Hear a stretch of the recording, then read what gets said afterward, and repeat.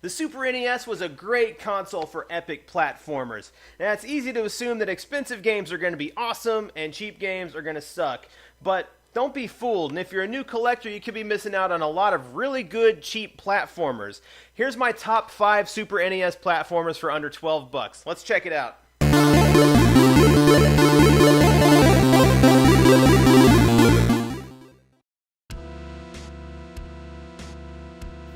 Number 5, Pitfall, the Mayan adventure. Pitfall, for the 2600, was one of the first games I ever truly appreciated. It was a huge, sprawling adventure, especially compared to other games for the Atari 2600. I loved it. So, when the Mayan adventure showed up years and years later, I was excited. The protagonist in this game is Pitfall Harry Jr., the son of the 2600's protagonist, Pitfall Harry. Not that that has anything at all to do with the game itself. Yeah. This game came out when developers were learning how to really show off 16-bit animation and art, and this is a great example. Harry Jr. looks and behaves like a cartoon character, and it's really cool looking, especially back in the day. GamePro said this is one of the best Super NES animations they'd ever seen, but this sort of over-the-top animation can make the character sprite a little harder to control, in my opinion. Despite that, this game is way better than the cheapo price tag would have you believe. Ghetto approved. Number 4, Daffy Duck, the Marvin Missions. I did a full review of this game and decided it's pretty good. Daffy's character sprite is on point, and despite knockback from his space pistol, the controls are still pretty good. Levels are gymongous and full of secrets. The water level is a bit of a chore, but it's still well made. Purchasing items between levels, including extra lives and continues, gives this game a more involved feeling than many other of its kind that just give you a predetermined number of continues. Buying additional continues and budgeting makes me feel more invested in the game. Like with most Sunsoft games, this one gets really tough, really fast. But good controls, great graphics, sounds, and animation, and memorable atmosphere make this a great pickup for retro collectors on a budget.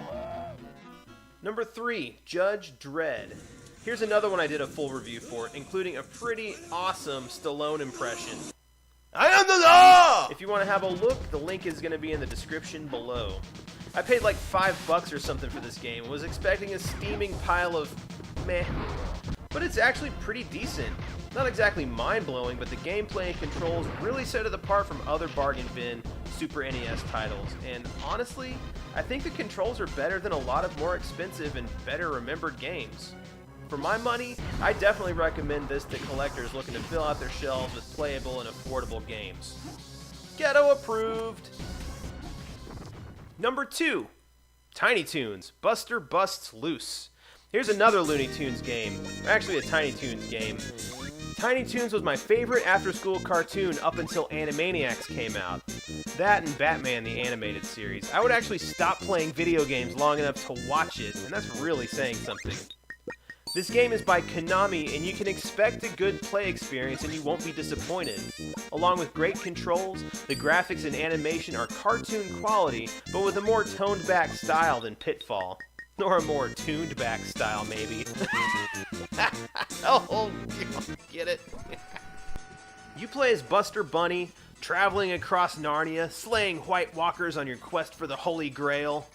Nah, I'm just kidding. I don't know what the plot is. I think you're chasing Montana Max around movie sets or something.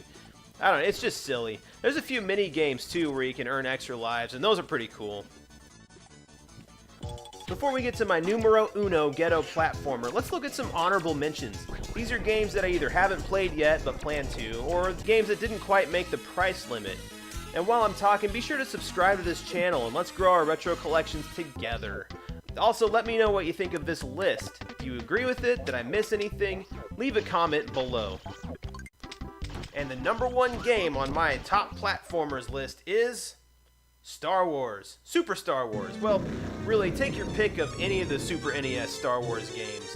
The first one is the only one that fits directly in our budget, but the others are similar and really just a few bucks more. These games are fun and rewarding, but holy moly, they will kick your butt right off. And honestly, if I wasn't such a Star Wars fan, and if there weren't 3 of these games, They probably wouldn't make it to my #1 spot, but I am, and there are, and they did, and hey, a corn dog! I don't know what it is about making these videos. It makes me crave corn dogs. That sweet cornbread. The only problem with these games is that they're pretty insanely, ridiculously, impossibly, difficultly hard. In fact, I can get to the Death Star in Super Star Wars, but in Empire, I can't even get past the first stage. There are plenty of cheat codes in this series, and you might want to use them just to be able to explore the awesome levels without the fear of rage destroying your controller. Any of the games on this list would look great on your shelf, don't you think? But there's plenty of other awesome reviews and list videos where this came from, so click over here and be sure to subscribe to keep up to date on everything that comes out. So till next time, friends, keep it ghetto. I always do. I can't help it. It's genetic. I'm being serious. It's a problem.